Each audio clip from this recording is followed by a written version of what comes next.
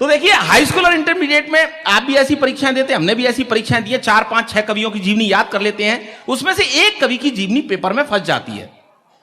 एक लड़का था, दूसरे दिन हिंदी की परीक्षा थी, उसे किसी कवि की कोई जीवनी याद नहीं हुई, तो उसने उन कवियों की जीवनी की नकल तैयार करी और उसे शरीर के प्रत्येक अंग में छुपा लिया।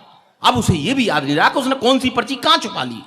उसके लिए भी उसने एक पर्ची तैयार कर ली। वाह, वो पर्ची पकड़ी गई कि बोर्ड की परीक्षा का सालाना सत्र, हिंदी का आया प्रश्न पत्र, सभी परीक्षार्थी पेपर हल कर रहे थे, कुछ अकल सी और कुछ नकल कर रहे थे। तभी एक छात्र ने छोटी सी पर्ची निकाली, उस पर कुछ उड़ती सी नजर डाली, लेकिन निरीक्षक की नजर से बच नहीं पाया।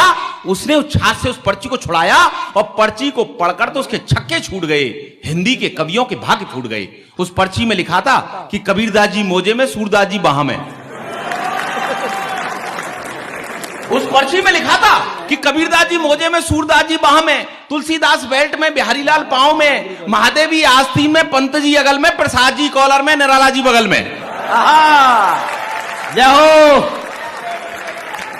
कि कबीरदास जी मोजे में, सूरदास जी बाह में, तुलसीदास बेल्ट में, बिहारीलाल पांव में, महादेवी आस्तीन में, पंत जी अगल में, प्रसाद जी कॉलर में, निराला जी बगल में। और शेष के लिए एक छोटी सी पर्ची घड़ी के डायल में, जिसमें हिंदी साहित्य का इतिहास मिल जाएगा।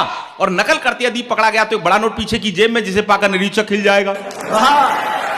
यदि नकल करते पकड़ा गया तो एक बड़ा नोट पीछे की जेब में, जिसे पाकर निरीक्षक खिल जाएगा। हमें देखकर उस लड़के की बुद्धिमत्ता पर बड़ा आश्चर्य हुआ कि देखो ये लड़का कितना दूरदर्शी है, अरे हम सबसे ज्यादा मर्मस्पर्शी है। यदि ये बड़ा होकर कुछ नहीं बन पाया तो जरूर यह नेता बनेगा और हम जैसे शिक्षित बेरोजगारों का प्रणेता बनेगा।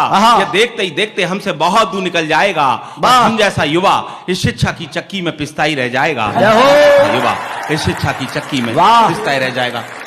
आदरणीय मंत्री जी, पहले किसी लड़के के बारे में यह पता लग जाता था, जब भी कोई सगाई संबंध की बात चलती थी और यह पता लग जाता था कि यह लड़का ड्रिंक करता है, तो लोग आश्चर्य करते थे, हैं ये लड़का ड्रिंक करता है। स्थितियां आज भी वही हैं। आज किसी लड़के के बारे में पता लग जाता लड़का ड्रिंक नहीं करता, तब भी लोग आश्चर्य करते हैं लड़का ड्रिंक नहीं करता। आपको पता होगा सर, पहले लोग खाना घर पर खाते थे, फ्रेश होने के लिए बाहर जाते थे। ग्रामीण अंचल में आज भी चल रहा है, खाना घर पर खाते थे, फ्रेश होने के लिए बाहर जाते थे। आज स्थितियां कहां तक आ गई हैं, आज लोग फ्रेश होने के लिए घर आते हैं और खाना खाने के लिए बाहर जाते हैं होटल। मैंने बात अच्छी कही, आपकी तालियों से मैं आशीष चाहूंगा। जितने पुराने लोग हैं वो जानते हैं सर, पहले लोग क ख ग से काम चलाया करते थे, आज भी लोग क ख ग से काम चला रहे हैं। पहले लोग क ख ग से कैसे काम चलाया करते थे? पहले लोग का से कमाते थे, खा से खाते थे, गा से गहने बनवाते थे, घा से घर बनाते थे।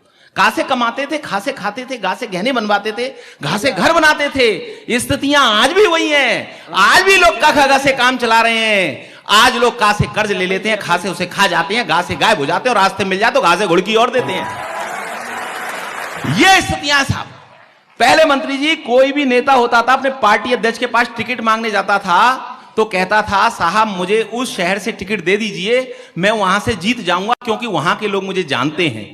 और आज का नेता जब भी पार्टी अध्यक्ष के पास जाता है कहता है साहब आप मुझे उस शहर से टिकट मत दीजिए, मैं हार जाऊंगा क्योंकि वहां के लोग मुझे जानते हैं। मैंने बात अच्छी कही है, एक बार मैं चाहूंगा कि तालियों से आप मुझे।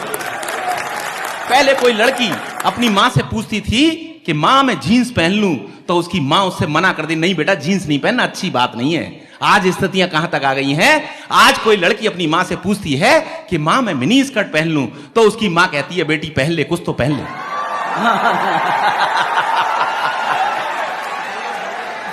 ये स्थितियां आ गई हैं साहब। मेरे कॉलेज लाइफ की एक रचना है। आपको ऐसा लगे जैसे मैं आपसे बातचीत कर रहा हूं, लेकिन मैंने व्यंग करने की कोशिश की है कि एक दिन मैं ख्यालों में डूबा हुआ सड़क पर चला जा रहा था तो मैंने देखा कि एक 5 वर्षीय बच्चा रोता चला रहा था। मैंने उसे प्यार से अपने पास बुलाया, बहला फुसला के बड़ी मुश्किल से चुप करवाया। रोने का कारण पूछा तो उसने बतलाया कि मैं अपनी मां से बिछुड़ गया हूं, रास्ता भटक गया हूं। मैंने कहा बेटे तुम अपनी मां का हाथ पकड़कर चलते तो न तो तुम बिछुड़ते न इस प्रकार भटकते। वो बोला मेरी मां के दोनों हाथों में शॉपिंग का सामान था। उसकी इस बात को सुनकर मैं बड़ा परेशान था। मैंने कुछ सोचकर कहा अपनी मां की साड़ी का पल्लू ही पकड़ लेते और इस तरह अपने घर की नाप लेते। वो बोला साड़ी होती तो पल्लू पकड़ता ना। क्या बात है। वो बोला साड़ी होती तो पल्लू पकड़ता ना, लेकिन मेरी माँ तो स्कर्ट पहने थी। अब भारतीय नारी को पश्चिमी परिधान में देखकर दुख सहने की बारी मेरी थी। उदास मन से मैंने फिर कहा, बेटे स्कर्ट कोई पकड़ लेता, अरे न तो तू परेशान होता न मैं परेशान होता। वो बोला स्कर्ट भी इतनी ऊंची थी कि मैं उसको उछल कर भी नहीं पकड़ सकता था। क्या कहना है।